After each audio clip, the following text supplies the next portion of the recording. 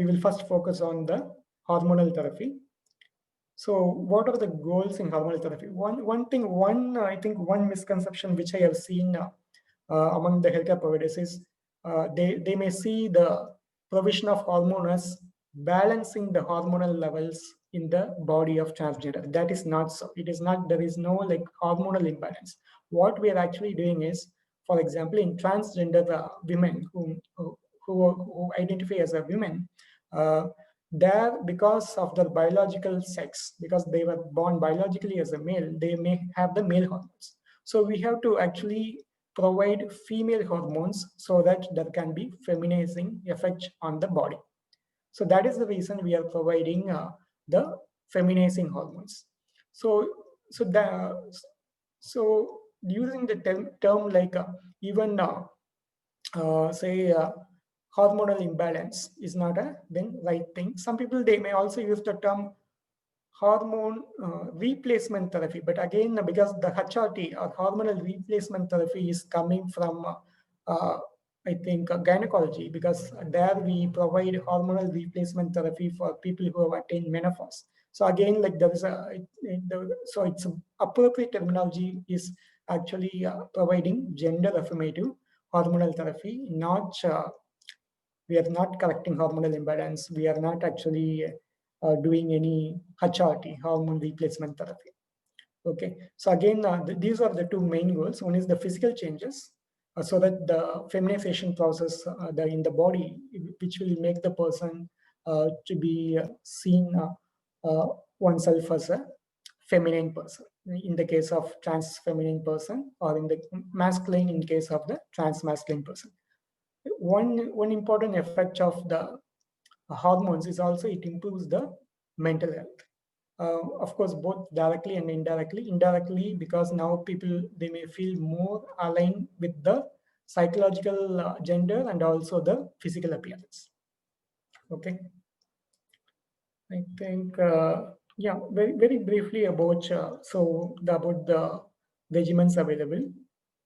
Uh, for trans women or trans feminine persons, the feminizing hormone regimen includes estrogen.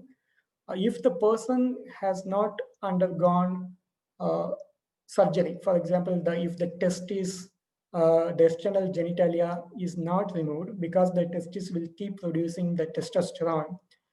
If the person, for those people who have not undergone operation, removal of the male external genitalia, we may also need to provide anti-androgens, that is spironolactone and ciprofloxacin. For trans masculine persons, we need to provide masculinizing hormones. Mostly, it is testosterone injections. Um, for feminizing hormones, mostly it can be provided as a pill, or it can be provided as an injection, or it can be provided as an implant. So often the hormonal therapy is more of lifelong, uh, because those hormones are not produced in the body. We need to provide almost like a lifelong, unless like somebody wants to. Some people, for example, after the breast development, some people may decide to stop, but it is up to their wish. But some people may want to continue throughout their life. Okay, so both the WPATH guidelines and Endocrine Society guidelines, they specify the eligibility criteria for the hormonal therapy. It provides what are the conditions that need to be screened before we initiate hormonal therapy, how we should monitor and follow up. For example, monitoring for liver function test, kidney function test, like that. And it also specifies the regimens. Just like, of course, the major regimens I already told you.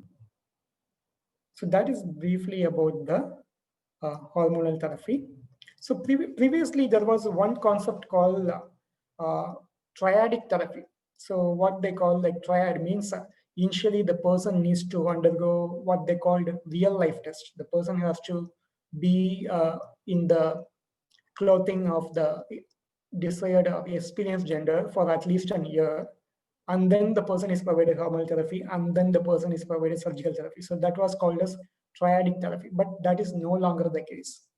Okay, so it is there is no precondition that person should have undergone hormonal therapy for undergoing surgical therapy. Some people may just be satisfied only with the hormonal therapy. Some people may be satisfied with surgical therapy alone. Some people may undergo both.